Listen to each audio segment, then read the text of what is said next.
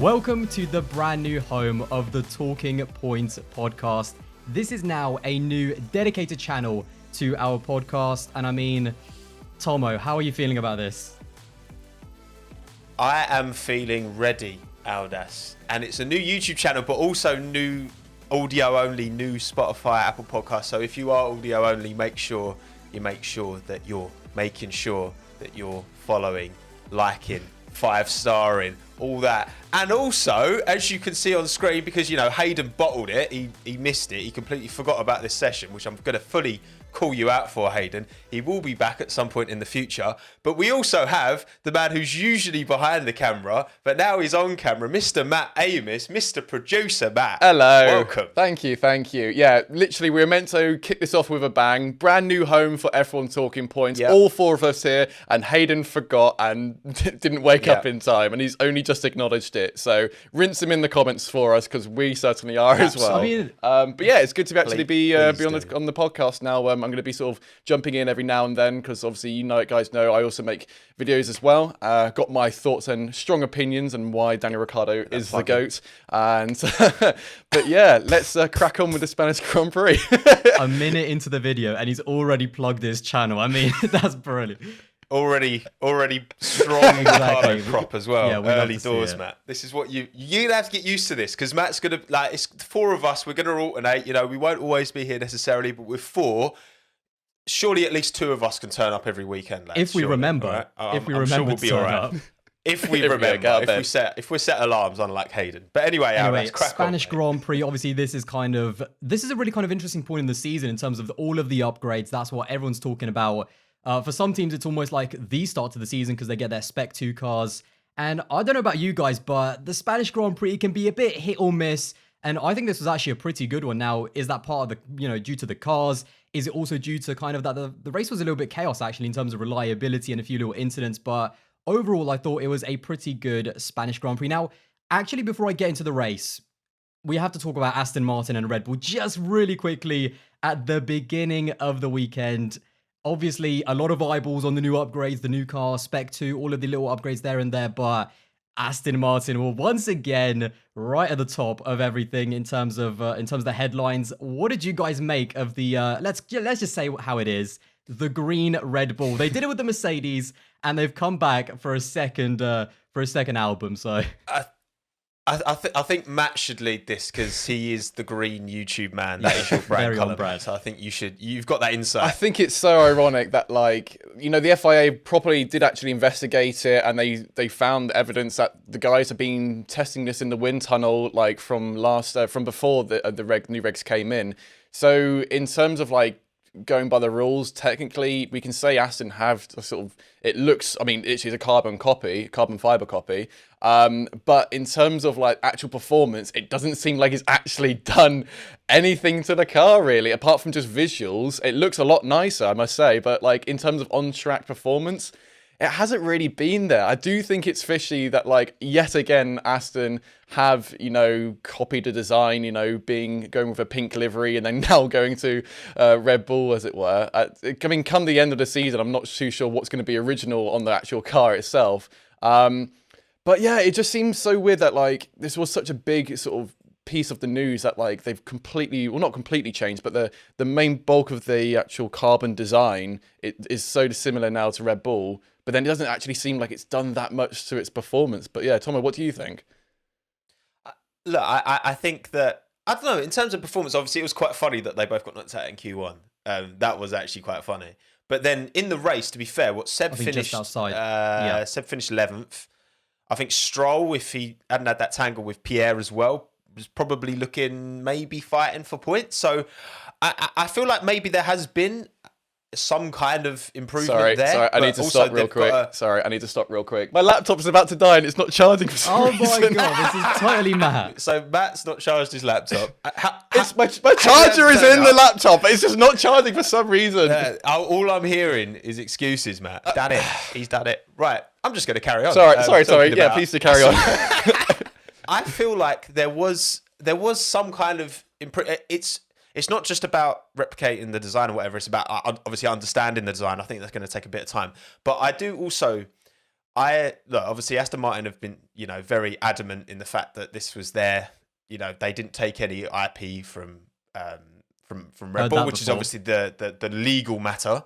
That's, I mean, we have heard that before, but I think that it makes kind of sense that, they're talking about they developed 2 different designs, which I kind of can believe, because they did offset 2021 very early.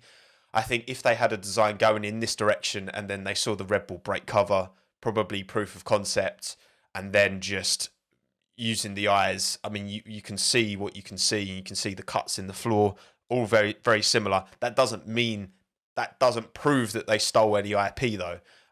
So with Dan Fallows coming in as, that's their new, he was head of aero at Red Bull, and now he's another very senior role at Aston Martin.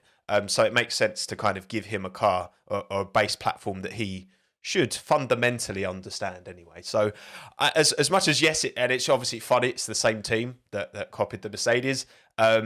But you know what? I don't think anything untoward was done. I think that would have been sussed out, and I think that, it would have been massively risky and just stupid of them to steal Red Bull IP, because that will get found out if it is the case. That's what I think anyway. Yeah, I think to be honest, at first I was super like, on Friday, conspiracies were in my head, of course. It was all going through, but I spoke to actual even Red Bull employees that we know, the likes of Blake, Break F1, and, Dan as well.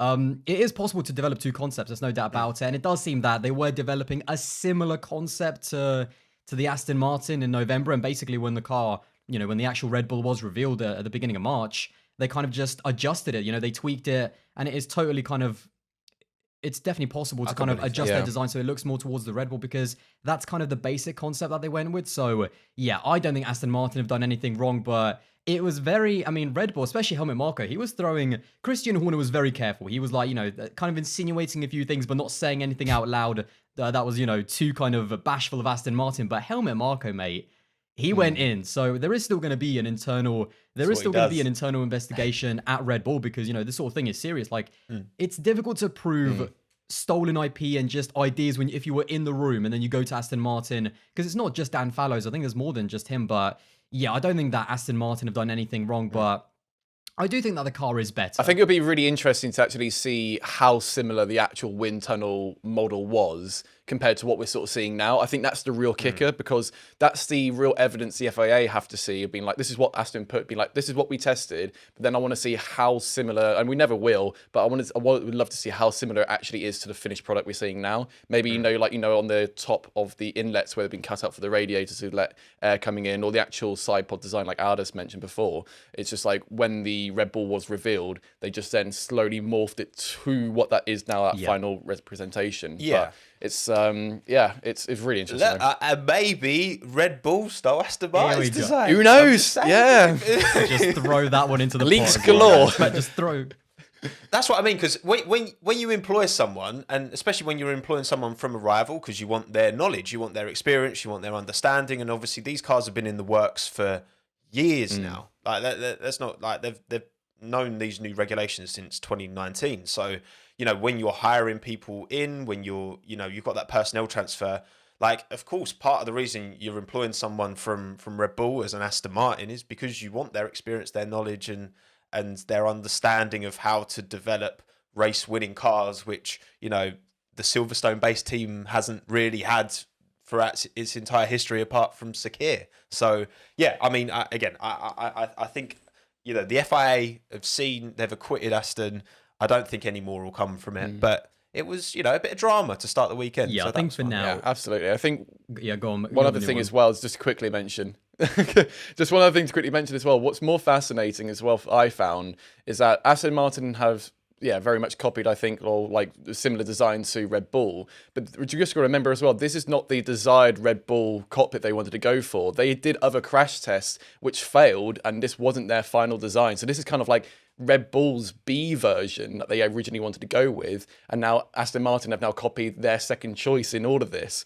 So I just kind of find it fascinating that even now we're still not going to see the final design of whatever this Optimum F1 car in the new regs is going to be. But Yeah, I just wanted to throw that in because I just found that extra bit interesting. Yeah, again, like Tomo said, it was a bit of excitement to kick the weekend off. But let's get into the actual race because, I mean, qualifying, even that was quite exciting. Obviously, Leclerc spinning, only having the one run. Max having some DRS issues, which kind of manifested then in the race as well. But let's go with lap one, actually, and the whole Lewis Hamilton and K-Mag thing, because I think the start was actually fairly clean. I mean, last year it was definitely spicy, Max absolutely sending it down the inside, but both I think Leclerc and Max got away quite nicely. But yeah, Lewis dropping all the way down to P19 at the end of lap one, that collision between him and K-Mag.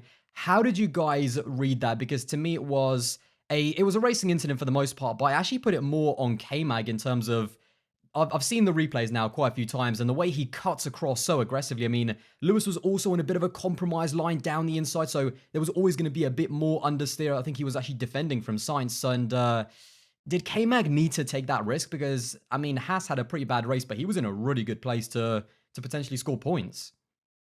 Yeah, I think that it was, I got absolutely cooked on Twitter last night for my opinion on this. I'm feeling like a well done steak right now.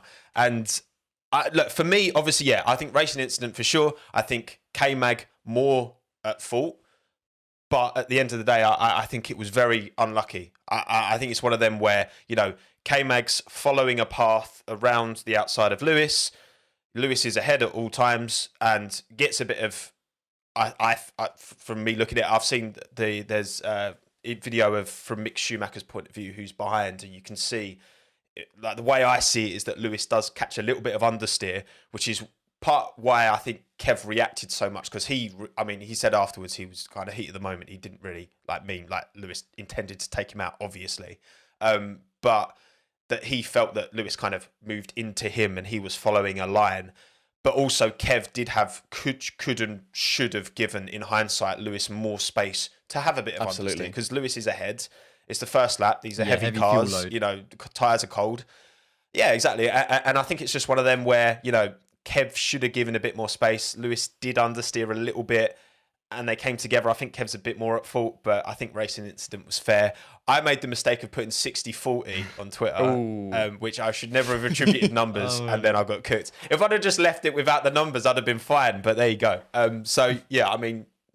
Lewis was the outcome ultimately as well. It's one of them, because you had, George and Perez have contact as well, didn't you? Out of the first corner, and nothing came of it. And it's one of them where this is like front wheels connecting.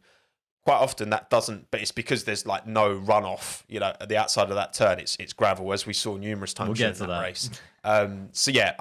Racing incident for me, slightly more K-Mag at fault, but I'm not attributing numbers anymore. I take back the 60-40. Yeah, don't ever put numbers out if it's an opinion based thing on Twitter. I'm not living and dying by that, okay? Okay, that's just the way I see it. My word.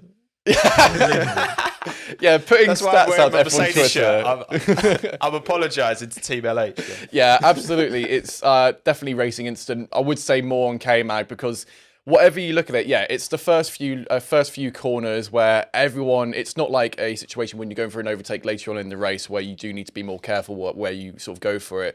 Everyone in these first few corners is trying to get as many positions as possible. And I think, going around the right hand, it was Lewis's corner, and he left so much space on the left-hand side, but it was ultimately up to K-Mag to try and be as close to him as possible.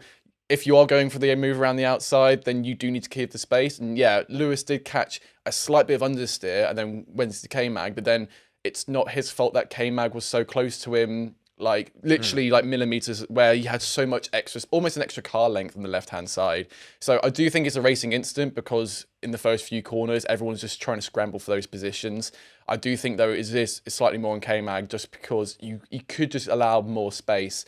And if you are so close or side by side with Lewis, the next corner is another opportunity to take, or even the one afterwards into Sandbird corner, where you can just throw it down the inside easily. But then because of that, we then saw, K-Mag drop back and Lewis having to go into the pits to change his tyre. And even with that as well, having a really bad pit stop, 10 seconds I think it was, just because the front jackman couldn't get it up. So not a great start for either of them. But unlucky Mr. Jackman. But at the same time, it kind of gave us we'll talk about Lewis's drive a little bit later, but in a weird way, I think it almost made the race, gave it another little aspect, because I don't think it was just pure racing that really made this race. It was more the tire wear, the reliability issues, the kind of unknown of who was going to win at one point. But let's actually move on to a thing that I don't think anyone saw coming, which was the double spin and the double mistake for both Carlos Sainz and then Max Verstappen. Now, it was kind of, I think it was into turn 5, and obviously now we know that it was kind of a gust of wind, but I was keeping an eye on Twitter, as I always do. I was looking at what people were saying, and I just found it hilarious how when Sainz spun, it was like, oh my god, what a mug, he's done it again. What has happened? And then when it happened to Verstappen, it was like, oh yeah, but there's a gust now. It's just a mistake for Max. So it's kind of just the perceptions are quite interesting, but either way, it was still a bad race from Sainz. But I think it is a mistake at the end of the day by both of the drivers. I mean, no one else, obviously you can't, count random gusts to win, but yeah, it was quite rare to see, especially, I'm not going to talk about Carlos at the moment, but especially Max make a mistake. I mean, yeah. I think it's one of them where, like, the fact that Max had the same incident kind of absolved science of a lot of, because look, ultimately, if you're driving around the track and there's, you're approaching it in the exact same way that you do every other lap, but there is a gust of wind. Like, it's gonna, and there is no, with that corner, there is no room for error. And we saw Yuri Vips do the same in the F2 feature race. We saw Charles spin. That's where Charles spun, wasn't it? At the final corner in quali, I think. Yeah. Oh no, because didn't he spin a? Yeah, Charles. That was a gust of wind from the drone for that one. Brilliant. But that's what I mean. I think ultimately, Carlos had a sloppy start to the race and kind of fell down. And that, I do think Max having that same incident kind of did absolve a bit, but it just shows that this track will punish. We saw a lot of damage throughout the weekend, and also the fact that it was 35 degrees air temperature on Sunday, which is I think it was like 42.5 track temp at the beginning of the race as well. Oh my word! But yeah, and I've seen Aldas in a hot climate, and he does not survive well at all. So it's. I'll take offense to that. I survive well. I just sweat a lot. I sweat a lot when it's hot. Yeah, that's it. Yeah, and I think as well, like they talk about the big gust of wind, and I think a lot of us think of it that might be down to like aerodynamics and whatnot, but it could also just be like the gust of wind going across the gravel, bringing on that loose sand and stuff potentially onto the track as well. I'm assuming it's more with the aerodynamics and stuff. But I think loads of us obviously were assuming when Max spun that like maybe some oil went down on the track, or like some stones of where Carlos came back onto the track, or whatever it might have been. But yeah, it was just really like, I think the reason so many of us are disappointed, because it's not the first time this has happened to Carlos, but it doesn't happen often with Verstappen. So I think that's probably why there's been such a big different reaction between the two guys. I mean, yeah, they're both absolute muppets for doing it because it's the pressure getting to them. But I think because this is a repeatable offence by Carlos, whereas we don't really see that with Max, I think that's why we're getting these different sort of like opinions from everyone. Yeah, well, Max has still been able to deliver, winning every race that he's finished. Yeah. And, whereas Carlos hasn't been able to, he still hasn't won yet. And I think this was a huge opportunity for Carlos Sainz to I mean, could you imagine at the beginning of the race telling Carlos Sainz, Charles Leclerc is going to retire, Max Verstappen is going to spin and lose easily 10 or 12 seconds and have a DRS issue? I mean, he would have absolutely bit your hand off for that. He would have thought, easy dub at my home, get my 100%. Season started. So, and even at the end, I mean, he came home, I think it was P4 he finished in the end. But even that was kind of fortuitous because Lewis had to do some serious, I think it was cooling management, because I think he had a cooling issue right at the end. So it was just a bad weekend all round for Sainz. There's talk about the car is not quite suiting his style. He's struggling to really adapt to it, which is not, good to hear. But I don't know what the answer is for Sainz. I mean, this was another bad race from start to finish. The pace wasn't even good. I mean, Lewis during that middle stint was absolutely like, he was putting tenths on his head and catching maybe a second every 3 laps. It was just, I mean, what do we even say about this Sainz performance? Like P4 in the end. Well, I think we saw a lot of drivers yesterday really struggle with tyres. I think this race more than any other this season, maybe because of the extreme temperatures, the fact that the softs, even in qualifying, the outlaps you're having to tiptoe around to not lose any, and you were still, if you went too quick in sectors 1 and 2, you'd have no tyres left for sector 3. So I think we saw a lot of drivers, really struggle with tyres, and I think if you didn't have your setup spot on, you were making no progress. Gasly, Ricciardo, Albon, all drivers who really, really, really struggled on their tyres and had a really bad race. And I just think, set up, car feel, all that, like you say, I think that played a big part. And I think that side of it, and I thought we saw this in the junior formulas as well. You look at what Felipe Drogovic done in that MP and was able to pull out two, a sprint and a feature race win in a car that was just set up. They just had the perfect setup for Catalunya, and no one else did in F2. He was able to kind of dominate this weekend. So, I think that plays a big part in it for sure as well. And I think obviously that's on the driver, but that's also on the team getting that set up in the right window. But yeah, a lot of head scratching. I think a lot of teams felt like they kind of took a bit of a step back this weekend and struggled, which is ironic because Barcelona is usually the track that everyone knows like the back of their hand and there's no surprises, but that wasn't the case. I think mainly because of the weather, I guess. Yeah, and I think like the biggest thing as well is obviously with this new year of regulations and stuff, I think the first thing we all saw with the new tyres is that loads of teams actually found it hard to get initial heat into the tyres to get it into working temperature, into its optimum condition. And now it kind of seems here in Barcelona, we kind of had the opposite sort of reaction where the tyres were being so overly worked, where like the softs we would see them go off after like even a couple laps, and but because of the strategy, just had to sort of carry on. I mean, we kind of saw that with George, where on the last remaining laps, like he was almost like a second or two down compared to anyone else, and wasn't due to engine cooling, just because the tyres had just worn off. But as you said, load of teams like were struggling with this. Albon, I think the most because he had to pit, I think 5 times in total. And that's not me throwing shade or anything. It's just because like washed. But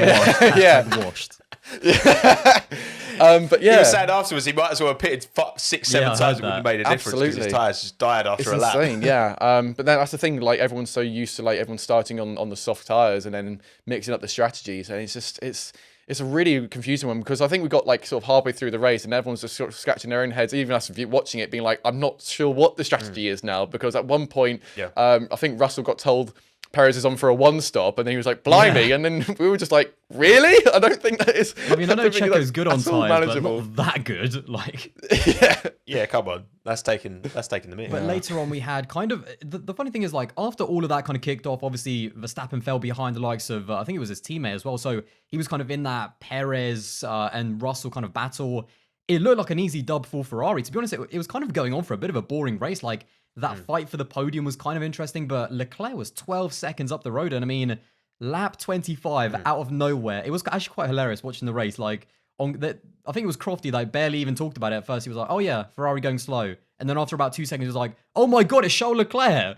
And it was like, really? I mean, that's the leader that's going slow. But yeah, it was kind of from start. Yeah, it just ended so quick. Like within about half a lap, he was in the pits and that was it. That was the end of him. So easy kind of dub. I think that's gone. But it kind of evens up the championship a little bit. I mean, Max Verstappen, he's won every single time that he's raced, and he's obviously had 2 DNFs, so it kind of brings it back. And of course, Max is now in the lead of the championship. But yeah, frustrating day for Ferrari all round. Sainz, bad performance at home, and Charles Leclerc, I mean, kind of a flawless performance, but these days happen, what can you do, really?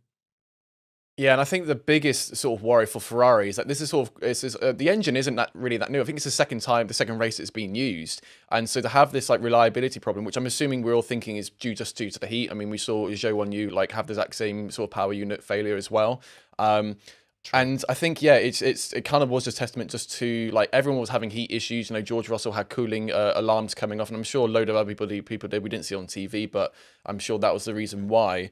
But yeah, it was like a real sort of miss for Ferrari. I mean, I think it does go back onto science of like with all these extra sort of issues that happen with everyone else, it was Sainz's race to win, and unfortunately, just due to driver error, it wasn't the case. And yeah, I mean, I'll say it was Sainz to win. I think it was also Perez's to win, but we'll come on to that a little bit later. But I think just Barcelona just. I mean, it was. I mean, come on, team orders. It's an opportunity. That's the thing, because that's where you need these, and this is where Sergio, I think really did deliver ultimately, because he needs to be up there, and they haven't had a good support driver at Red Bull since obviously you had Max and Daniel Ricciardo back in 2018, and I think that this further reaffirms, because don't get me wrong, Max didn't need to be let past Sergio. He would have passed. Like, he had more pace. Like, quite clearly, he would have won that race regardless, and Sergio wouldn't have put up too much of a fight. So I don't think it was really necessary for the team orders personally. As Aldas's battery pack dies. See, it's not just me who has tech issues. For all you, wow, everyone apart from me has had a tech issue. It's only a matter of time before mine bottles it, but I might as well carry on because you can just look at the lovely change battery pack graphic on Aldous. If you're an audio only listener, you have no idea what's going on, podcast or Spotify, you haven't got a Scooby, so I'm just going to carry on. But no, I think this was, again, Perez was there, he was up in the fight, he had a clean race, not an exceptional race because, again, maybe he could have capitalised a bit more, but you've got that one Max error, you've got the DRS problems for Max as well. Yeah, there's always a chance that maybe with a real optimum strategy for Sergio that he could have maybe won the race, but at the end of the day, it's their second 1-2 in 3 races, and they hadn't had a 1-2 for like 5 years or whatever it was, 6 years, I don't know, a long time. So yeah, I think Sergio definitely delivered the goods. Do you know what? It's actually quite good that Checo had a good race because just not by accident, but just by chance, literally my last video was like, is Checo the right driver for Red Bull? Is he now the absolute number 2? And he delivered. So that it was sweat off my brow, that's for sure. But well, look, because remember last year, like, obviously Carlos outscored Charles, right? I think Charles had the better season, but Carlos got more points, and he was definitely much closer to Charles than Perez was to Max. But I think this year, I mean, look at the points. Sergio's not like He's not out of the fight yet. I'm just saying, like, he's on 84, 86 points, something like that, and the top 2 they're about 35 points ahead of him. So I think relative, like, you've got to say that Perez has been doing a better job relative to his teammate this year than Carlos has to Charles. But also, I don't really, I think there's a lot of factors. Is it the pressure of because I think fighting at the front is very different to fighting in the midfield, not just psychologically, but also I think like there's more chances of tripping up when you're in the midfield because there's more people around you. And I think Charles is really flexing his. Like, I think there was a debate to have last year about Carlos maybe having the better season than Charles, not just because he outscored him, but I think 4 podiums versus 1. I thought he had the better season, to be honest. Like, when I did my driver ratings, I thought he had the better season, but I don't think he was the quicker driver. Like, those are 2 different things. I just thought in terms of like the pressure. Whereas now, but this year it's totally different. Totally. It's literally switched, and I think Charles, I think he was unlucky last year. I think he was really unlucky last year. I think he had a good season. I think that, he probably should have outscored Carlos, but I think now it's being proven that actually Charles I think he's on a different level to Carlos. I think we're seeing that clear as day because at the front, there's no hiding. There's no midfield to kind of nuance to get caught up in. It's clear that Charles is the quicker driver. Yeah, it just really seems like the adaptability with science with his new car is really struggling because, last year did absolute bits. It was brilliant. And it's great to see those 2 teammates being so close to each other, not only just in qualifying, but also in the racing as well. Whereas now, because that expectation's there, because the previous season was so good, it's now making like science look really bad, unfortunately. And then unfortunately with Perez, with like the whole issue that we were just talking about before then as well, I think this is the first time he's realised now that he is properly the number 2, where he said over the radio that it was very unfair. Because as you say, Tomo, in terms of the championship points, he's doing really well. But I think when, they get the radio message to basically let Verstappen through, and it's him saying it's unfair, but okay. I think for him, he's kind of learned, he's the last one to learn from everyone. The reason you're there is to help support Max, and that's kind of it, really. If you get a podium, great, but if you're on for a race win, sorry, if you got to let Max pass. Even though, let's say at some point he might overtake at some point, but it's still so early in the championship to see team orders come through. Yeah. And I think because Checo has been doing so well in points anyway, it's kind of I think most of our reactions a bit well, just give him the chance, If this was the case last year, maybe in Mexico, for example, let's say that he was leading the race. If Red Bull were to do the swap there, can you imagine the reaction from that?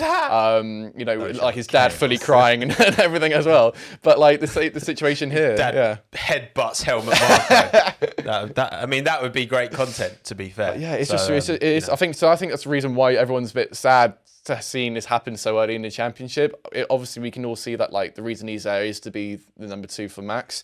But to see it so early on in the sort of season, I think it's just a bit disappointing there for everyone. Yeah, because I understand why Red Bull have done it. Of course, like Max is likely to be the main championship protagonist. And yeah, idealistically, as fans, we'd love to see, Sergio get a chance. But I just think this is top tier motorsport. This is Formula One. This is, it's cutthroat. And Red Bull are arguably the most cutthroat team. So I'm kind of a bit disappointed, but I'm not remotely surprised. And I don't really, when I'm looking at purely taking all the emotion out of it, purely performance, optimizing, maximizing potential for drivers and constructors title, I don't really. Yeah, the more I kind of looked at it, don't get me wrong, as I was watching, I was like, oh, that's a bit harsh, at least let them race. But when I actually stepped back and actually looked at the race, Ferrari having a horrible race. Like, Carlos Sainz was nowhere. Their main title rival was out of the race, scoring absolutely nothing. I don't think Red Bull, of course they want Max to win because he's the one that's going to win them the championship. And there is still a championship to fight for. It's not as if their car is like so dominant that they can mess around and let their drivers fight because they know they're going to win. They don't. I mean, especially with that Red Bull, like, it is fast but fragile. Someone said that on commentary, it is fast but fragile. And we saw that they took a few liberties with the rear wing in terms of the weight saving, and that cost them with Max, but that's why I think they were just like, no messing about. Max has clearly got the pace. It's almost a formality that he is going to overtake Checo at some point, especially if he gets the DRS working. So they were like, yeah, it's tough, but also different strategies as well. No messing about. Just let Max through, and we need to secure this one too. Different strategies is a good excuse. Brilliant excuse. Yeah, it's a new one. Strategy. It's a new one, but it's a good one. It's not team orders. No, the classics never go out of fashion. So yeah, it was harsh, but to me it was a bit of a like. Do you remember the Alpines? A bit of a weird kind of comparison, but the Alpines in Jeddah, like, there was a genuine fight between Ocon and Alonso, who's actually quicker because they were going backwards and forwards. Max was always quicker. He always had the pace. So to me, it was a bit of a non-conversation at the end. Yeah, and I think I think the only reason why people do think it's hard is because, Max made the mistake. He was on worse tyres at one point and his DRS wasn't working. Whereas you got Perez, who was lapping quicker, newer tyres, a DRS fully working. And then to have that sort of switch at the end, I think, I agree that, Max, would have had it anyway. But I think that's where the proper harsh reality is. Like, even after all of those problems Max has, to still being told by your teammate, yeah, sorry, he's on different strategies, a bit like, oh, come on, give him a go. But then, up until now, they've been having a load of fuel issues, and this is one of the very few races where they didn't have anything like that. And when they look around and seeing everyone else having sort of issues, I guess they just didn't want to have any risk of potentially them fighting, losing more fuel, and then having some overheating issue, which they haven't had yet so far. But there you go. Now, away from all of the issues, the spins, the retirements, we did get to see some absolutely quality action on track. Max, I know he was hampered. I know he did not have the DRS. It was kind of off and on throughout the. It was quite strange. Sometimes he was pressing the button 50 times. He was kind of mate. Max's engineer, by the way, unbelievable how calm he is. Jean-Pierre Lambassi, he does such a good job of just keeping Max calm because he was losing his head at one point. But that battle between him and George Russell, oh my god, there was that one lap going. There was that one lap going into turn one where George, it looked like the move was done by Max. He went down the inside and George just said, hell no, got back on the throttle, managed to overtake him and then kind of squeeze him out going around that long turn three. I mean, George Russell, I think, I don't know about you guys, but even as a Russell fan going into the season, there was always those questions, Williams, the pressure's a lot different. Is he actually a quality merchant? Is he going to be able to do it at Mercedes in the races up against, I was hearing all of it, don't worry, quality merchant, Mr. Saturday. But I think he stood up to the pressure. That was a big performance. I know that there's a lot of kind of DRS tax going on, with Max, he would have been a lot quicker, but he has got it. And when they really get that car up to speed, when they can really fight for the title, I think George Russell is going to be a big contender, no doubt about it to me. Yeah, I mean that proper battle they had on that one corner where Max went up the inside. No, Max had DRS. I'm pretty sure he had DRS for that one. There were some other ones where he didn't, but it was an intermittent fault. So yeah, I was loving it. The fact that he was in P1 by the way. This was the first time. Really, he was briefly in P1. Yeah, you can have that one, Aldas. And it was I don't know. It felt really special that this was the first time we were seeing George at the sharp end in a proper scrap. and giving a very, very, very good account of himself. Great will to will. I know, obviously, last year as well, there was a lot spoken of, Max and pushing drivers off and blah, blah, blah. Lewis off. We know this happened last year, but I think this year, actually, like the will to will combat we've seen between Max and Charles, between, George and Max, I thought it was fair from both of them. I thought they both, George played it perfectly. Max kind of played the attack perfectly. Obviously he had his issues to not get the move done sooner, but yeah, it just felt like a really seminal moment of like, yeah, this is something, because we've talked a lot about Leclerc, Verstappen, the future. We've got, they're both 24, they're both young, got a lot of future ahead of them. George is there as well, and I think he showed yesterday that if Mercedes are able, and they clearly made a big step in Spain to give him a car to fight at the top, we're going to see some. We haven't even seen Leclerc versus Russell yet. We've seen Hamilton versus these guys. We know those battles. We've seen Science have a few scraps. We've seen Perez, but this was the first time for George, and it was just nice. It was a great battle, but it was also really nice that it was George and Max. Just feels like this kind of new rivalry that we should have all anticipated was going to come. But I think like if they give him the car, this could be one hell of a absolutely. And I think this is what like all George Russell fans are being sort of kind of waiting for. And he's had like really bad luck, getting the call up to Mercedes, which is great. We all saw it coming. And as soon as he gets into it, it doesn't perform as well because they want to go with a funky side pod design with really bad porpoising. But then this is like the first time, as you say, Tom, like that we've actually seen him be competitive, actually see him get his elbows out and seeing some proper clean racing. And this is the stuff we've been waiting to see. And like, the moves and the defending he was doing was great. Like Max was trying to go around the outside, George just slightly squeezing him, but giving him half like a car whips to go outside. So he had to run onto the apex. Do you think that was like a little bit over the line, that squeezing on the outside? No, not at all. No. If it's like, if you're giving a full car's width, then that's giving too much space. If you're pushing him over the white line, then that's too much. But if you've got two wheels comfortably on the track and then two wheels on the apex, I think that's absolutely fine. And like, I think it was just good racing because we didn't see any contact, we didn't see any bad blood of like from Max giving it back to Russell or Russell vice versa. And I think it's just really good racing, which to be fair, we haven't really seen that much of, only between just through Leclerc and Verstappen, unless it's just normal sort of DRS sort of overtakes. But this is where you're getting wheel to wheel, side by side across a good section of the track.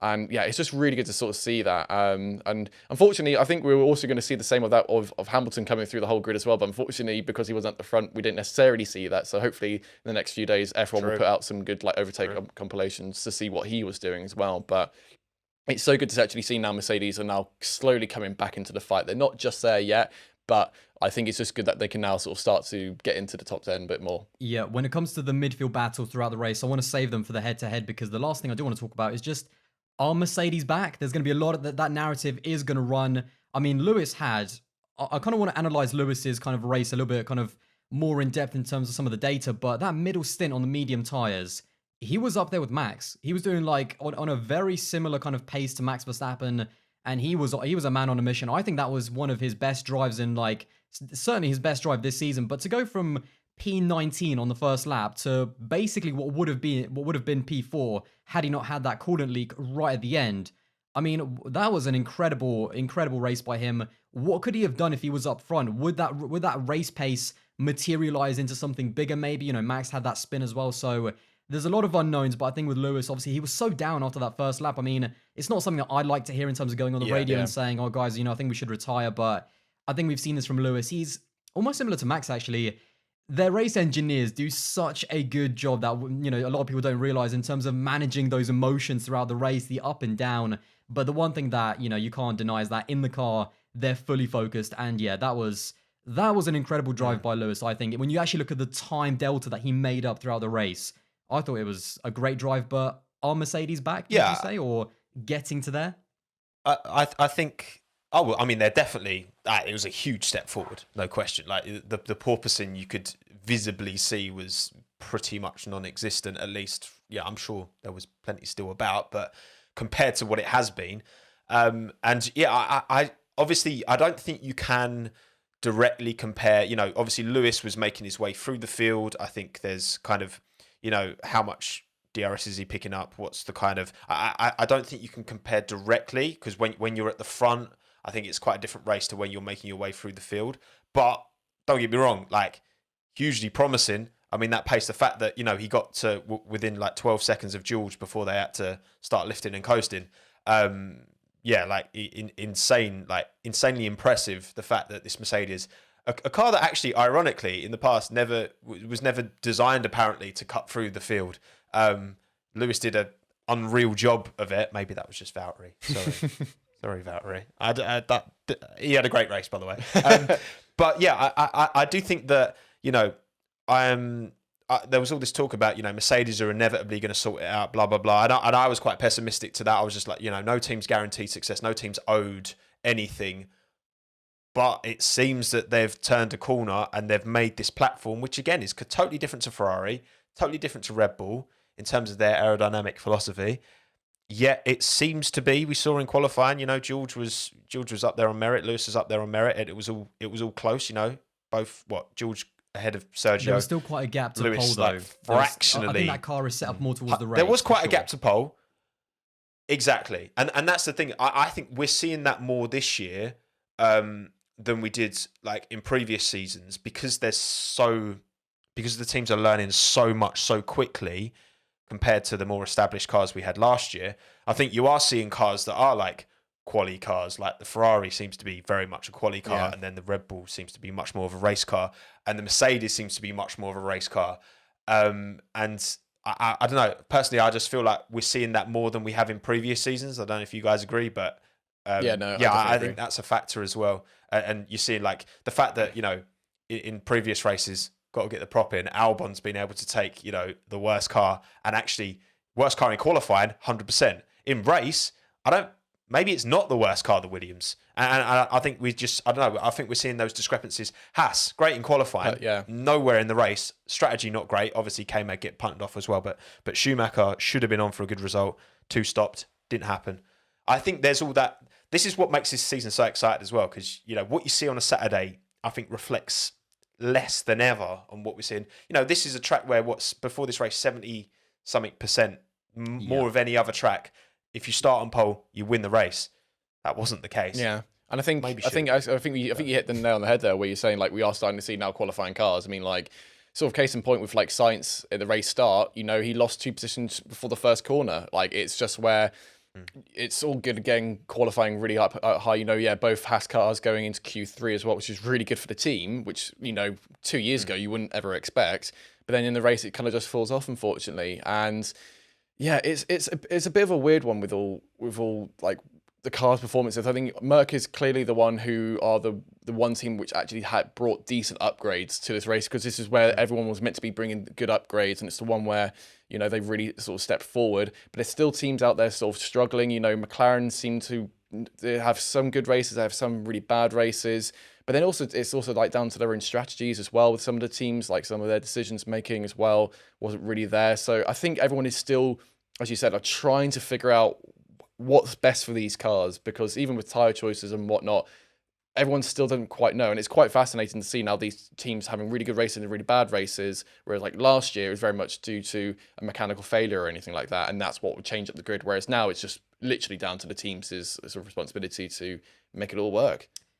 Yes. Well, now let's move over to the head-to-heads. And I feel like, obviously, starting with Red Bull, kind of an interesting one, actually, in terms of like which driver had the stronger race. I mean, I'd still pick Max, of course, but it's just really promising to see Checo finally up there, because, again, it's something I've talked about on my channel. Like, year after year, we're talking about, is that driver going to get kicked out? Is that driver going to get kicked out? Or look at what a great job Max is doing. But Sergio is fully like, he's backing that team, doing a better job than Sainz.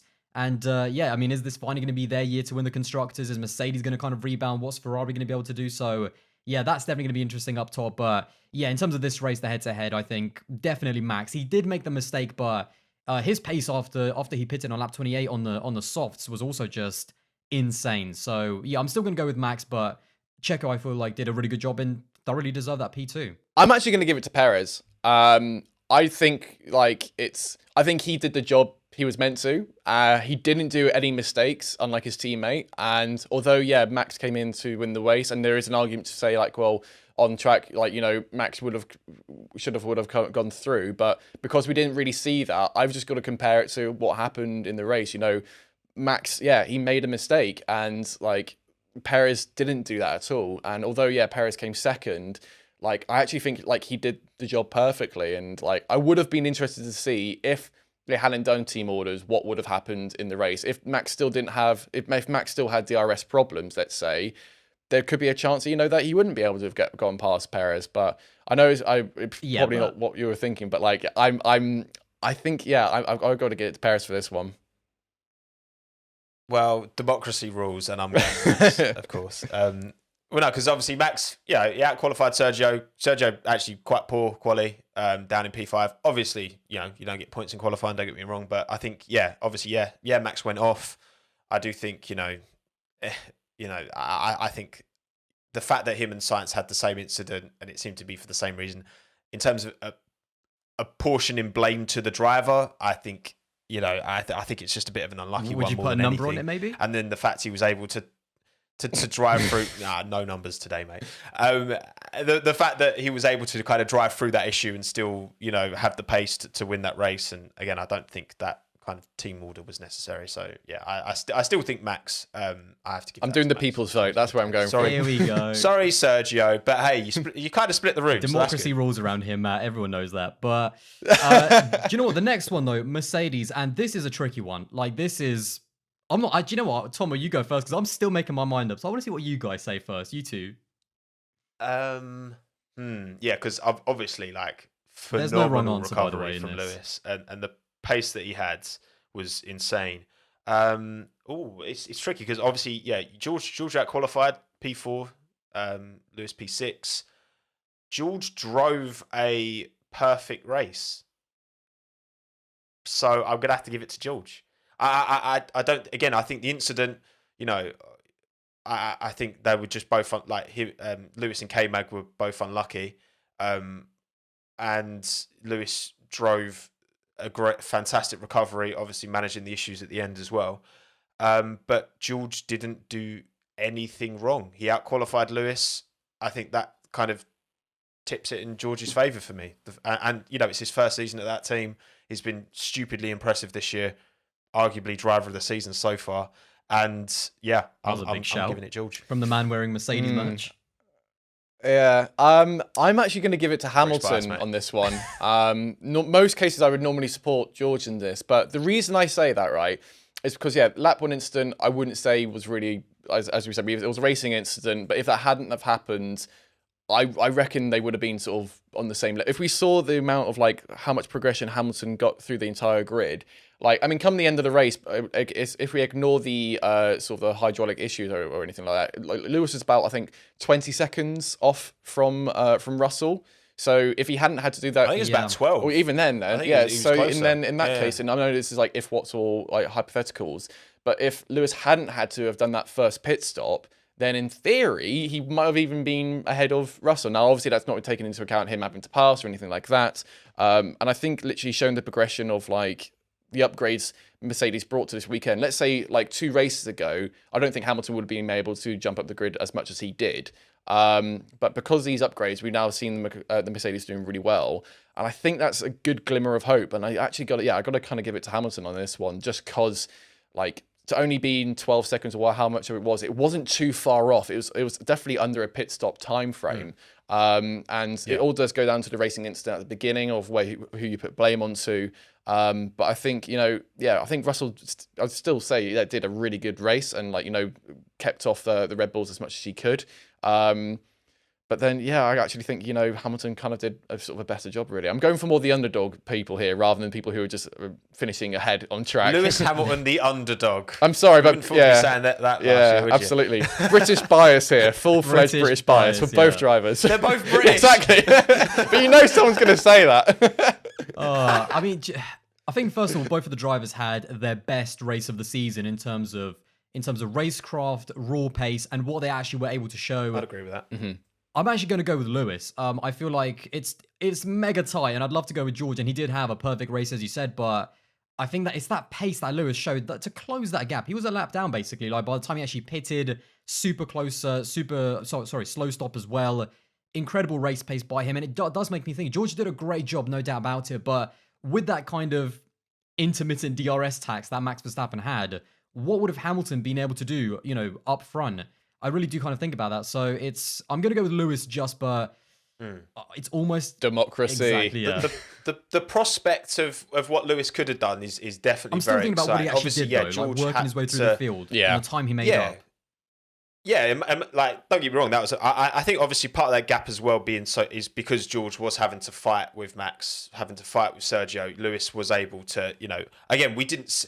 I don't think did we see any like Lewis overtakes through the field. I mean, maybe a couple. But then showed, just because then he's fighting with. And just because obviously Russell was fighting with Red Bulls, it's not like it wasn't like Hamilton just got let through with everyone. He also had to fight his way through as well. And I reckon the hydraulics issue as well, because he was pushing that engine so much, and just due to the heat, that's towards the end he had to go past the alarms to then start to cool off a little bit. But even within it's a motor race ultimately, and just because all right, Michael Massey. I'm just saying that Russell was fighting with the Red Bulls, but so is Hamilton with every other car on the grid. So it's kind of even Stevens really with that one. But is it though? No, fighting with Max is not the same as making DRS overtakes through the field. I mean. Lads, come on! It's just the first sector, really. Anyway. Democracy wins anyway. Come on. We'll sort this out off camera. Yeah, no, I'm fighting for it. I think it's fun. I can accept. I also think that was probably the first. I said this on Twitter. I think that's the first Mercedes overtake on a Ferrari that he made on Sainz at the end of the race on pure performance for the first time in 2022. And I know Sainz had the spin, but that says a lot. That tells me that to me that was Lewis. So 2-1 to Lewis, but. Again, both drivers had basically the perfect race. Now, speaking of Sainz, Ferrari. Now, one driver finished, one driver didn't. So, what are we saying here? Leclerc or Sainz? Well, it's obviously... easy. Like... we don't need to waste any time on this one. Yeah, Charles Leclerc. I think we all agree. Yeah, next. Yeah, opportunity lost through most of his own, Again, I think the incident that Carlos and Max had, again, I do think that's probably more unlucky than anything if there is this, gusty wind that comes in. The fact that both of them hit it, Yuri Vips again in the F2, I think that was just kind of unfortunate more than anything, but he did lose position at the start. He wasn't able to capitalize. His pace wasn't that good though when he did recover. To be there. Exactly, his pace wasn't that great. And Charles was just, he was having a perfect weekend, really, apart from the spinning qualifying, but he still managed to put it on P1. And, such a shame for Charles, but it makes the title challenge a bit more exciting, arguably. It is what it is. Now, next up, Valtteri Bottas, Alfa Romeo. I basically spoiled it, as I said, Valtteri Bottas, because it's a bit... it's a bit one-sided. Zhou Guanyu, yet another reliability issue. This is, I think, the second time he's had to retire. Really frustrating from his side, but... 2 in a row. I don't know how to describe Valtteri Bottas in 2022. I know this word is a kind of overused, but he really did maximize the car. There was nothing more he could have done. He was on a bit of an inferior strategy as well. I think he wasn't happy to be on the 2-stop. He didn't fight too much. I know Max overtook him around the outside at the end of the lap, and also Lewis overtook him as well, but that was some weak defending. I think he was kind of doing his own race, and he wasn't going to mess about with those guys, but he just kind of started the race and then turned up into the points best of the rest yet again. We didn't even see too much of him. I did think that he was, when you saw him get overtaken so easily. Classic Valtteri. But then in hindsight, he didn't have the tyres to fight. So there was no point. Yeah, I think there's a P4 on the table there if Alfa Romeo put a free stop in. I think, he feels that was a missed opportunity. And I'm inclined to agree. I think, but in terms of what Valtteri could have done better, I think he pretty much drove a pretty faultless race, really. Yeah. Can't think of too much. Exactly that. And I mean, when you had all these incidents up front and stuff, we saw him running at P5 at one point. And it's not just Zhou who's having the reliability problems. We've seen Bottas quite a few times having to sort of retire from free practice sessions because something's going skew with the car. But when the car does seem to be working, they are pretty decent in the midfield. And I think you're right in saying that Bottas, he was kind of left out there, kind of a bit more like an endurance race strategy rather than doing a more of an actual race type of thing where if he sees someone who's going to come faster, he can try and defend, but he just knows his tyres won't last as long. But yeah, for this one, I think we'll give it to Bottas as well. It was. Yeah, because I mean, he bought a big chunk of upgrades and all. Like Joe didn't have them on his car. Valtteri had them. And I think he proved that the Alfa Romeo is definitely at the sharp end of the midfield for sure. It's changed all the time. Like in Imola, maybe it was McLaren, then maybe it's Alpine sometimes, maybe it's Haas. But I think overall, consistently, really roughly, I still think Alfa Romeo at the moment look to be kind of best of the rest, maybe. I mean, it's, again, difficult to judge, but yeah, that package looks strong. And that livery deserves a good, to be fighting at the sharp end. That is a banging livery. So, absolutely. Yeah, shout out. And Valtteri in the championship, by the way, he's absolutely killing it. Like, he's almost gapping the rest of the midfield. So, he's in kind of his own Valtteri Bottas lane at the moment. And I think there's going to be a podium. And as I have to restart my camera. I'm going to put. Nice. Let me do that again real quick. That little championship bit. Another one. And also in the championship, I mean, Valtteri, he's in kind of his own lane because he's almost gapping the rest of the midfield. And obviously, he doesn't quite have enough to be with the guys up front. But yeah, Valtteri just doing bits yet again. Now, Alpine, a really strong weekend by them because obviously a lot of pressure. They didn't qualify well at all. Alonso out in Q1, L plan.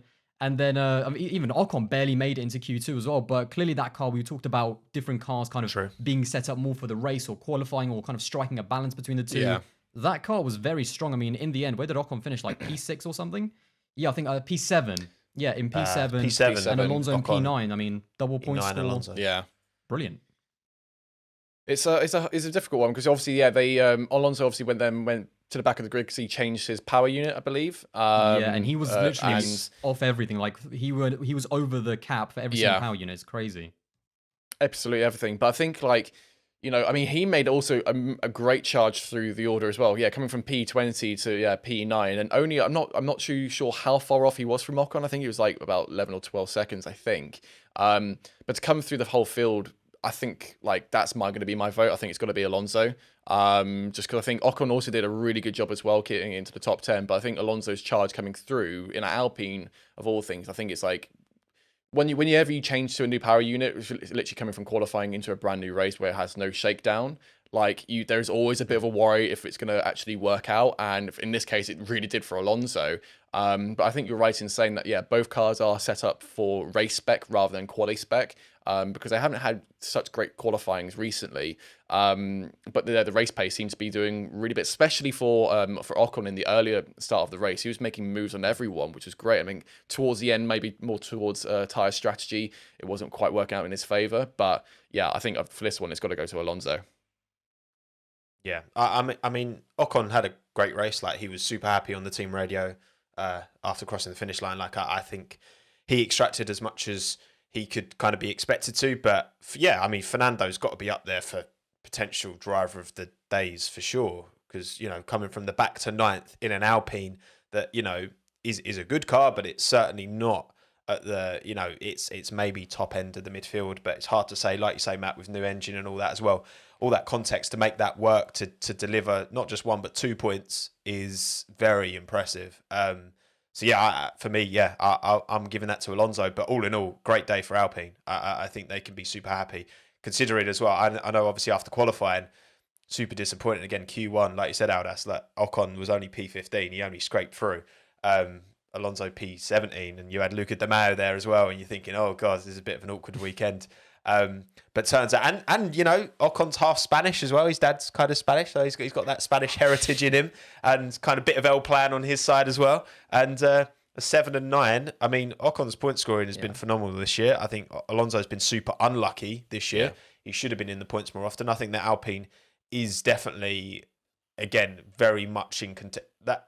I think Alpine and Alfa Romeo are the cars that I believe that are ahead of McLaren and AlphaTauri and the rest of that kind of midfield. I think they're, Mercedes have definitely jumped up, but I think that Alpine has a lot of potential that hasn't been realised on the, on the championship table. But there's going to be a big battle though. So that's going to be Alonso really it's going to be a bit of pressure on Alpine because they've got a better driver combination. I think even how good Bottas is, that with Zhou there, it's not quite as good as Ocon and Alonso, and they kind of, as good as Bottas is doing, they need to finish ahead of Alfa Romeo. They've got a better driver lineup. The car is almost there, so yeah, it was a big weekend for Alonso because I actually thought he bottled Miami just a little bit. It was a scruffy weekend where points were on the table, but yeah, he made up 5 places on the opening lap from P20 to P15. So yeah, I'm going to go with Alonso as Absolute well. lad. Ocon, yeah, he also did a great job as well. So yeah, a good weekend for Alpine, and we'll see obviously what happens in Monaco as well. A completely different type of track. Who's going to be ahead in the midfield? Absolutely no clue because yeah, that's just this season basically. But McLaren, I think Lando Norris. Yeah, here we go. I think Lando had tonsillitis. I read somewhere, so he was really like feeling bad all weekend long. Yeah, and qualified I think outside of the top 10, got knocked down Q2, but in the race, I mean, just Lando in it, got into the points, and basically that's all that he could do. Yeah. Matt, start off with you. Yeah, I mean, you got to really feel for Lando because Ted Kravitz sort of reported it afterwards. I mean, like when they say he's been really sick, I believe he was throwing up on the grid before he got into the car. He's had a big fever, headache. They've done loads of COVID tests and it's not anything like that. I think it must just be a bug or something. It might be tonsillitis as well. But like to come through and like have a good result when you're feeling that sick, it's fair play to him, and like definitely he's going to be my vote. It's hard for me to say because obviously Ricciardo's my favourite. Obviously I've got my own thoughts on Ricciardo's race as well. Share them with the viewers and the listeners. Come on. I think tell us. I mean, I think anyone watching can look at McLaren's strategy, thinking, what are you doing? Like loads of people pitted like 4 times. I think most of the grid did, but he was one of the very few that went from soft to then medium, which didn't really quite make sense. And even Ricciardo was complaining on the radio saying this is the wrong tyre because he's got an issue where the rear will step out of him and be quite snappy.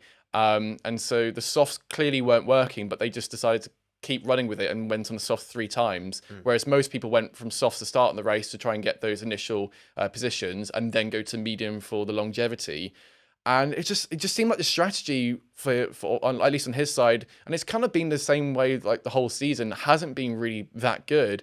I mean, he's got issues obviously where he's still trying to get used to the car. There's only so many excuses you can say for Ricciardo, which is painful for me to say. But in terms of like Lando's race, he was making some good moves, all things considered, how he's feeling. So yeah, my point's got to go to Lando, and yeah, it's just a shame that like we're seeing, McLaren like struggling so much. It's like we have this a small glimmers of hope where the car's been more suited to them, but for tracks like this, and especially with the heat, it doesn't seem to be that case, unfortunately.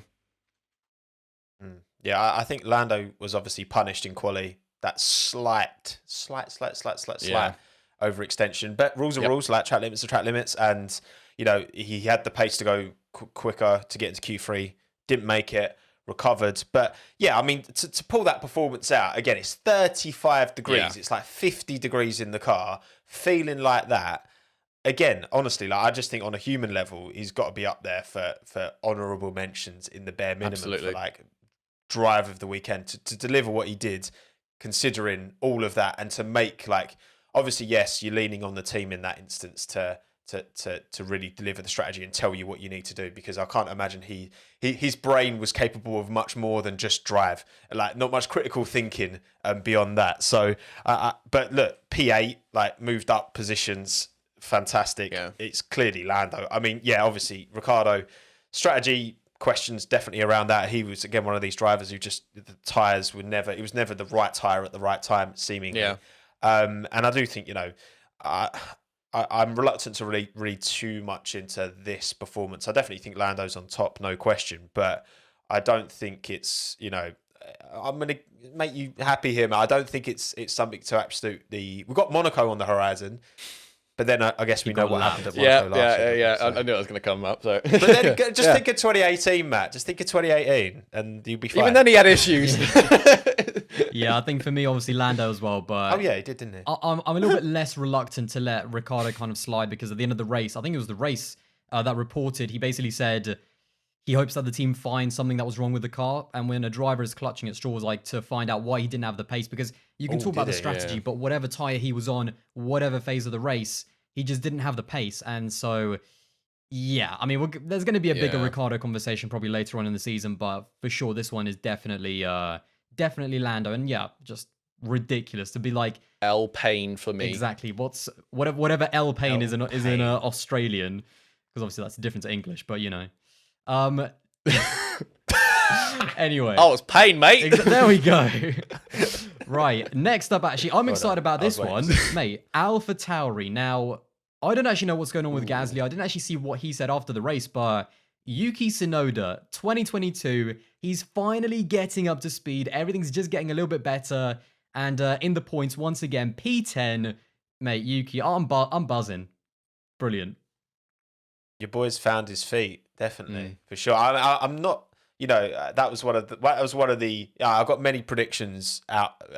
I've predicted many things wrong, but I did predict this season. I was like, I've had confidence that Yuki would, because I do think he's got that raw ability. He's got that raw speed, and yeah, he outqualified Pierre, finished ahead of Pierre, looked more comfortable than Pierre kind of throughout the race. There was a stage where Pierre was right behind him, and then fell back again. I think Pierre's really struggling with this car.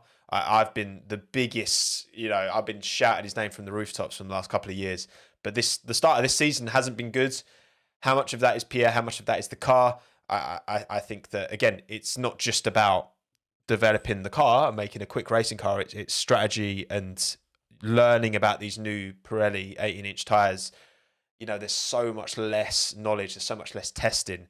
And I think we're seeing quite extreme differences between the people who are really getting on top of these tyres and not so much. Pierre was really frustrated afterwards. He wears his heart on his sleeve. But I think, Yuki just was on top all weekend, and I'm super happy to see it. I'm super I've got a bit of pride for Yuki. I'm just he had such a hard time last year. He got fully ratioed by Pierre. Deservedly so. But now it's starting to come good. And granted, absolutely. But I'm just so happy that it's kind of starting to come good now. And this isn't the first time he's had a stronger weekend than Pierre. I think it's 4-2 in qualifying, which is already a significantly better, proportion of qualifying dubs for Yuki over Pierre than last year. Swept until Abu Dhabi. I'm happy for him. Yeah. That's it. Almost. Yeah, no, it really seems like Yuki, this season especially, because there was worry about it last season. Him struggling with the car, but he seems he's really he's really taken to this new car, and unfortunately for Gasly, it's kind of been the opposite. And we've even seen that reflecting in the championship now. Yuki is now ahead of Gasly by a few spots. But yeah, I think it's just Gasly just needs to start to I think it's a question of once Gasly does get used to the car, is he then going to be on par with Yuki again, or is it going to be more of is it going to be sort of too little, too late? I mean, obviously there's already big question marks over Gasly. I know it's a bit early to be talking about contracts and stuff, but straight away it's this is the one season now where he needs to end it on a high, and at the moment it's currently not going in his favour. Whereas for Yuki, when they announced super early that he was staying on for he had a contract extension, everyone was a bit confused and a bit weirded out by it. But now at least he's at least now he's actually kind of proving his worth a little bit.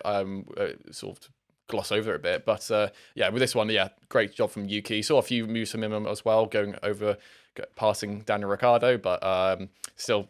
It's fine. On to the next one. I think it was actually Gasly. It's fine. Obviously Yuki as well, but I think it was actually Gasly that had the incident with Stroll, which looked a little bit. Oh, yes, it looked a little bit clumsy from Pierre. I don't know how you guys felt, but because I think Stroll was actually having a pretty decent race. I mean, it just wasn't Stroll. It wasn't Pierre Gasly's race. Got a 5 second for it, didn't it? But Aston Martin, let's move on to them. I do think Stroll, and we joked about that car, but I think Tom actually said it as well.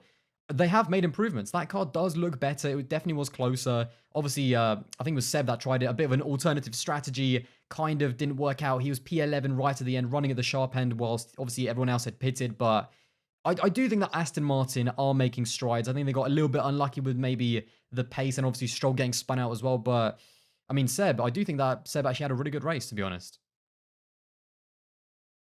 Go on, Matt. I know you're not convinced that the Aston Martin. I don't think it has really. Honestly, it's if you put their average together where they've been so far, I don't think they have made that much of a significant upgrade, really. I think personally, I mean, I can be completely wrong. I haven't looked at the data, nor do I want to. I think it's more of just fair enough. I think it is kind of more of a visual thing, which they were hoping was going to. But I think everyone was expecting it to be almost a second a lap quicker or something. But I think that's never the reality in Formula One, though. No, That totally. was always, but that was always quite naive to think. Totally. That, 'cause it's a new philosophy that they've got to understand. But I think the potential's there. Yeah, totally. And then I can't remember where Stroll was when he did have the spin, because it was down at turn 1, wasn't it, where Stroll kind of went to the outside and then got tagged by Gasly. But yeah, I think with Seb, I think good decent race just outside of the points, and I think it will be interesting to see where the next 2 races come in terms of where they go. If they're still just outside of the points, then we can know for sure. Yeah, okay, they're still struggling. But if we do then start to see them both within the points, then I think it should be. If we're starting then to see some progression, which Hayden will love to see, but he can't defend himself because he fell asleep. So that's very, very, very true, Matt. No, I think that this is again brand new side pod design. They will have learnt a lot and got a lot of data from FP1 to 3. I think both drivers had pretty clean practices as far as I remember. Obviously qualifying wasn't great, but Seb still dunked. I think it was about 7 tenths on Stroll. I can't actually remember, but I know Seb did a better job in quali. In the race, obviously, what could have been for Lance, I would give the head-to-head to Vettel for sure. But it'll be interesting to see. Because again, Monaco, we talk about quali merchant cars. Well, that's where you want a quali merchant car, in Monaco, because then you can just park it like a bus in front of everyone so no one can get past. So it'll be interesting to see where, because the Aston Martin, bad qualifying, are they going to be able to pull out a good quality in Monaco? I've not got much confidence, but I think the race car that they've got underneath them, I would be quietly optimistic. Let's just say that. I mean, they've copied the Red Bull, so surely there's. And to be fair, Seb had a pretty good result last. I think it was in Monaco. He got a P5 in 2021. So some drivers are better at some tracks. So maybe that's where it might all just come together for Aston Martin. Now we've got 3 teams left. In terms of Haas, this was. Do you know what? I don't know what to make of it, because Mick was in the points. He had a ridiculous start. Like, I think he was behind Lewis and Carlos, like when they had their little coming together. And I think obviously K-Mag was right in front. Like, he was right there as well. So they were basically almost at the end of the first lap, apart from the incident. So at the beginning actually, but they were in the points, both of them. Like, it looked like a really strong race for Haas. K-Mag had the incident. And Mick just fell back. I mean, he was just going backwards. Two-stopping, so not the right strategy as well. Mick. And this is what I've been saying. Me and Tom have talked about this so many times now. Even if you give this team a really good car, there's just cracks in this team in terms of maybe the management, the drivers making a mistake, maybe it's the strategy. There's just something about this team where it just doesn't come together, even if they have a good car. And I feel like they rolled a dice when they didn't need to. And they're both in the points. They could have just played it safe and gone with the 3 stops where everyone else around them was doing that. And I feel like they did a Haas of 2020 roll a dice to maybe get in the points, where I think they had the car, no upgrades. So really impressive to get both cars into Q3 as well. They've built a good understanding of that car clearly. I'm confident moving forward, but I just feel like they rolled a dice when they didn't need to, and it resulted in nil points. Obviously, again, Magnussen, I thought it was slightly more at fault, but unlucky all in all for the outcome. Yeah, I think, and then Mick didn't do too much wrong. Yeah, I think technically with Magnussen, it was technically a 2-stop because obviously he had to change his tyres after he went off, and I think Mick actually had a 3-stop as well. But leaving Mag basically to do like effectively what was then a 2-stop after having changed his tyres after going off. Yeah, it was a bit of a hard one, and qualifying, as you said at the beginning of the race, I think going back to what you said at the very beginning, Tomo, the onboard angle you're seeing of Mag in front is from Mick seeing the angle, going for it. But then I think, that's the issue with that Haas. It's a weird one because at the beginning of the season, they're getting a good results, and now it's kind of gone the opposite way, and it seems like they've come with the good upgrades to start off with, but they haven't now developed the car any further, unfortunately. But it's still quick, I think they're still in a good spot. It's still quick. Absolutely. The car is still quick, I think. And I think that's what Magnussen has shown through and through, is that the actual performance of the new car is working great. But now it's starting to have question marks over Schumacher if the pace is there.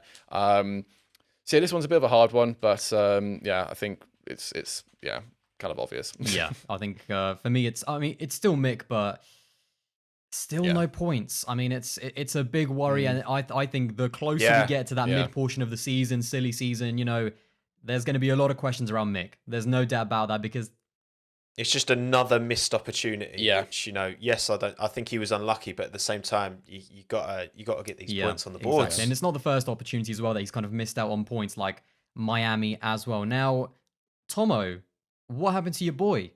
Williams. Goat Tiffy. He put 47 seconds on Albon's head in the race. So obviously, I was, I was as shocked as anyone because you had a stage of the race where Albon was ahead, and then he stopped, and then just and ended up doing. I know he did one more stop than Nicholas because Albon did 4. And, I think he did 5 actually. Well, I think it was maybe. Yeah, I think it was 4. Yeah, looking, I've got the chart here. I think he's the only one to do 5. I think. No, it was 4. It was lap 11, lap 25. Williams tweeted Sam. Oh, okay, I must have the wrong thing. Yeah, never mind. I can't believe you'd question me on my Albon knowledge, man. How dare you? Racingfans.net. I'm calling you out. Look, according to Alex on Insta, he had a damaged floor, which obviously you can only assume was his fault. Maybe he just went wide at turn 9, which is where everyone else seemed to damage their cars. So you've got to say that, yes, Alex outqualified Nicky, but Nicky finished well ahead. Alex had damage to the floor. I don't know if it was his fault. Probably. I mean, you can't, we didn't really see much of them. And then, his tyres were just dropping off a cliff. Obviously, these cars are so, dependent on that floor being in good nick to generate the ground effect. Not just for aero in terms of performance, but for tyres as well. If you're not generating the aero you need, you get more tyre wear. And the fact his tyres were falling off just so insanely quickly. I think it's one of those learning weekends for Williams for sure. Because Nicky was able to, he got ahead of K-Mag in the end. I think, it's hard to rate Nicky's weekend because he was kind of in no man's land for a lot of it, just kind of on his own, and Alex was just munching through tyres. So, I mean, Nicky's got to take the head-to-head win. It's clear as day. But more learning for Williams and disappointing, really. Disappointing from Williams. Yeah. They're nowhere near still, it seems. And it's a weird one as well because it might just be due to the heat, but obviously this has kind of been the first time where Latifi's sort of gone past Albon in the race result. But then it's we still got the question mark over Latifi of his position within the team. I mean, I know me and Aldous were talking about it before of when even the free practice sessions when he brought in Nick de Vries, someone who hasn't had much F1 time, if only just having a few test days in Mercedes, coming in and getting a quicker lap times. The thing is, even obviously they're running different programs really and stuff. On the Nick de Vries thing though, even if that is due to tires or the run or whatever, it's not a good look for Latifi anyway. Whatever you want to say, it's not a good look. But yeah.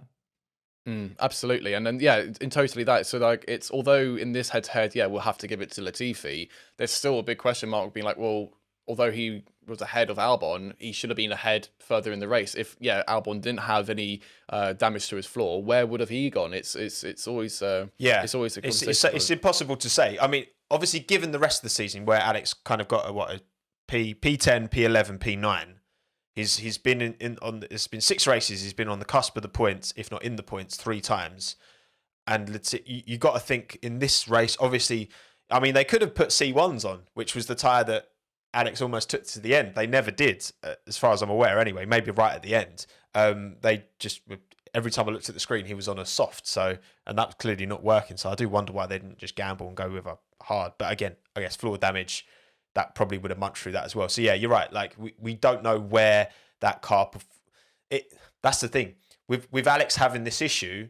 It wasn't like Latifi was able to step up and replicate the level of performance we've seen from Albon so far this season. He was still right at the back and only got ahead of K-Mag because he got punted off. Yeah, I think we have to. Didn't get punted off. Sorry, Lewis fans, don't come for me. I think Albon's results. I think the 2 point scores. It's really good performances, but let's not say that Williams is fighting in the midfield. It's still at the back. It's still a bit off and on in terms of where that car is.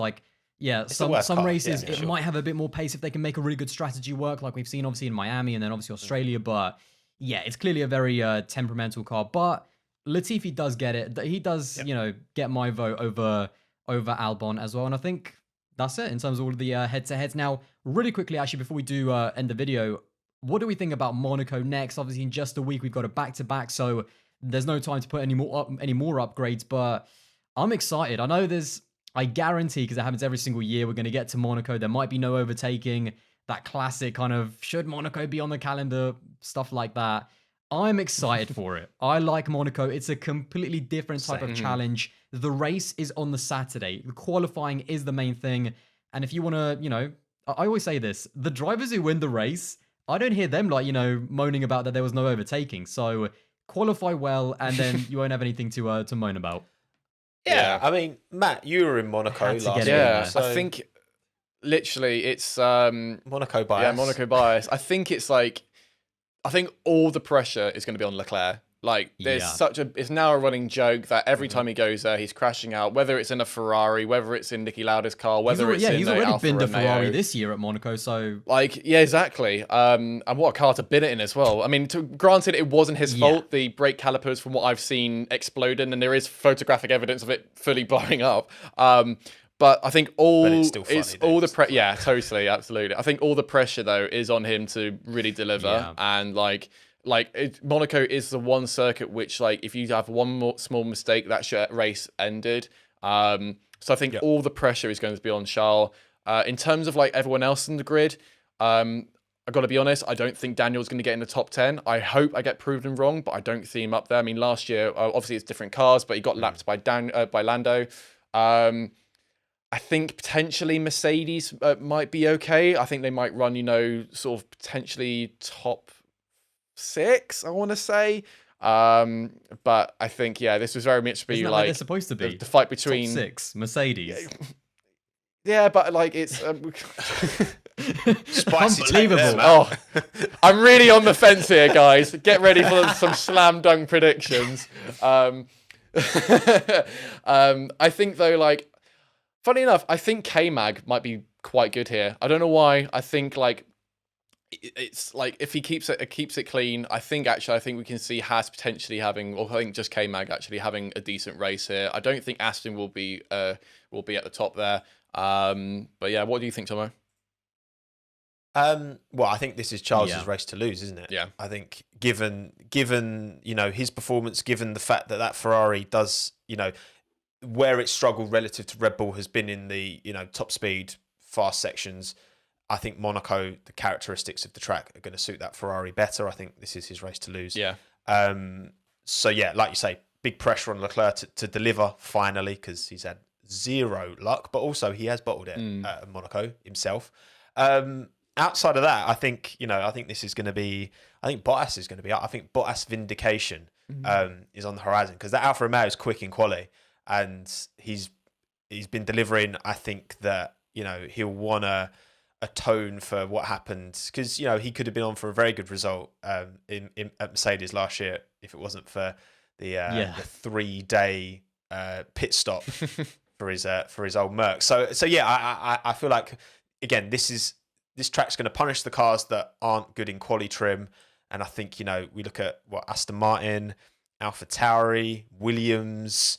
I think they're going to struggle big time. I think they're going to be comfortably those 3 teams are definitely going to be in the bottom 10. I mean, this is going to age terribly, but yeah, I think this is one of those tracks. Yeah, you just set the car up for quali and then take what you can into the race and then just park it. And yeah, Charles is to lose. I was going to say, actually, stolen my pick a little bit. I think Bottas is going to do. I think he's going to have a really strong race there. I think he's just good around Monaco anyway. But yeah, that car looks strong, and I feel like I'm looking forward to seeing what the Mercedes can do, because on a slower track, they can properly crank that downforce up to not worry too much about the porpoising. There's not I don't think they're going to go fast enough for there to even be any porpoising. So we're going to be hopefully be able to see that car with maximum downforce. So we'll be interesting to see where they are there. But so much pressure on Charles. I mean, all of the jokes about him crashing out like that, genuinely, he knows about all of that. He even reacted online when he crashed, Niki Lauda's Ferrari again. Obviously, it was not actually his fault, but it's in his head. You can see that sort of thing is clearly still, it's actually in his head. He knows about it, and he needs to get rid of that fast, because that sort of thing can play on drivers' minds. Do they have a little bit of doubt when they're going into qualifying or when they really need to push? So all of the pressure, but this is good though, because pressure on a driver, it only makes it even more exciting. And I feel like, who's it going to be in Monaco? Is Charles going to finally even finish a home race We're gonna find out. I think it's going to be a big one for all the drivers because this is a new car and new tires, and they've got it so ingrained how to do the Monaco track with the previous car models. And before then, it's always been a slow integration of different new things. Whereas this now is a completely new car, completely different tires, and so they're going to have to like sort of machine learn in their head like how to change what their expectations are. You know, they've all talked about that their braking going into corners has to be so different. So that means their approach to this such a tight, twisty track, their approach to it is going to have to be almost completely different. Where we can see them carrying more speed into like the swimming pool section or into like the chicanes or wherever you. But I think it's going to be interesting to see like how the new cars are going to work on this track because we know how it's been up until now. It's been a qualifying fest, but who knows? Maybe it could be sort of. Yeah. I think I've heard drivers already talk about Monaco like earlier in the season about their anticipation, but negative anticipation because these cars are much more. They're a lot heavier into the hairpin. It's going to be chaos. Ironically, that's what I mean. It could be a bit of a car park. It could be a bit of a Formula E race if we're not careful. Hey, at least that's what you get for dissing Formula E. My camera goes off. And hey, at least in Formula E, we're getting overtakes at Monaco. So. He's done you. He's done you. It's very true. It's very true. It's very true. It's much better racing. Much better racing. There we go. Brilliant. That's Formula. Only at Monaco. Only at Monaco. Formula E over Formula 1 in Monaco. What a great way to end the this podcast. F1 is washed. It's gone. Oh, anyway, hopefully there's still people listening by the time this comes out. But yeah. Anyway, there you have it. That is our Spanish Grand Prix review. I think a pretty decent race. And yeah, Monaco in less than a week's time. Absolutely buzzing for that. But anyway, if you did enjoy this video, then don't forget to drop a like and also subscribe to the brand new Talking Points channel as well. And as always, let us know all your thoughts in the comments box below. And that's it. We're done. Bye.